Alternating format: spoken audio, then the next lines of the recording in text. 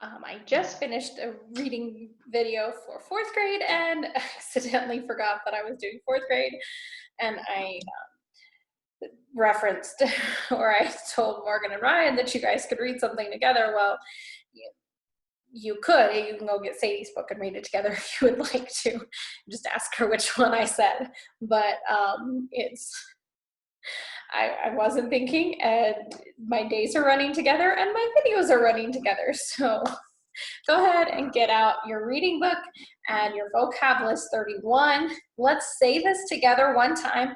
Your vocab quiz is on Monday, and then after that, I'm going to quiz you on them so you can put it away so you can see how well you know these. So let's say them together.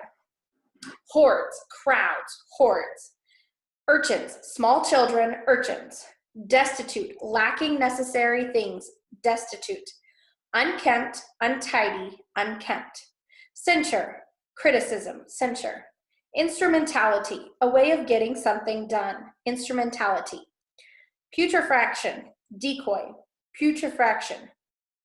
Giddy, dizzy, giddy. Arrest, stop, arrest. Flasks, long-necked containers used in a laboratory, flasks. Okay? So with those, you can put your list away and I'll ask a couple questions, or I'm gonna give you the definition, you say the word, okay? Criticism, criticism. Censure, censure. Okay, what means long-necked containers used in a laboratory? Flasks, flasks.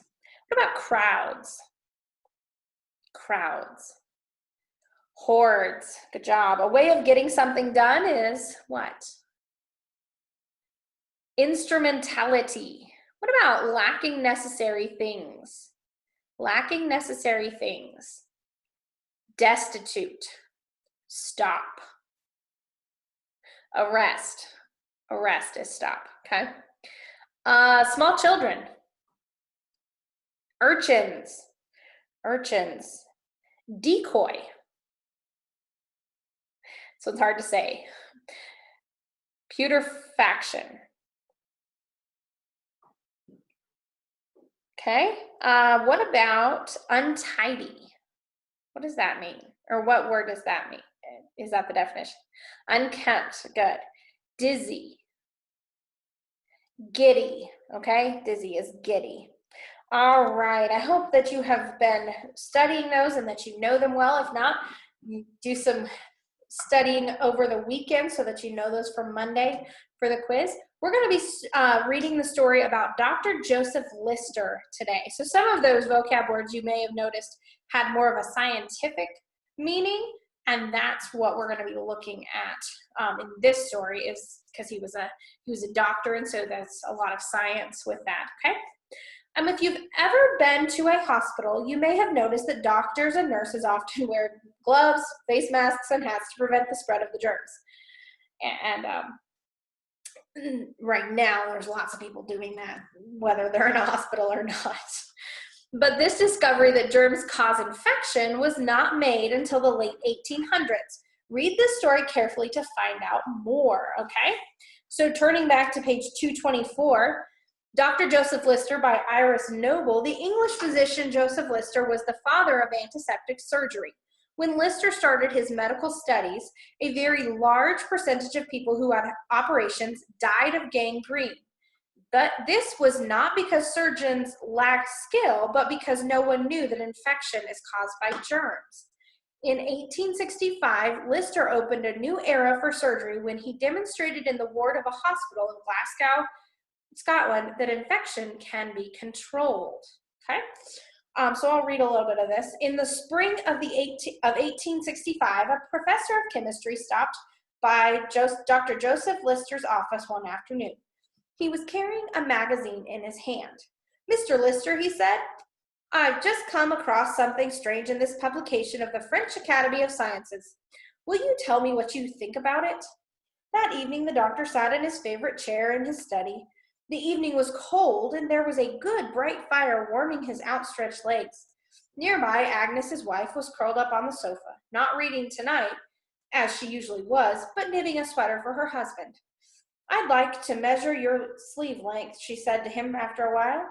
When there was no answer from her usually polite Joseph, she looked over at him, startled. There was a strange expression on his face, half fierce, eager hope, half odd, fearful wonder. "Joseph, dear?" she said softly. He raised his eyes that seemed blind to her into the room about him. On his face was a look of great excitement. "Aggie, Aggie, the most wonderful thing! A chemist in France named Louis Pasteur has discovered what causes fermentation and putrefaction in wine and milk."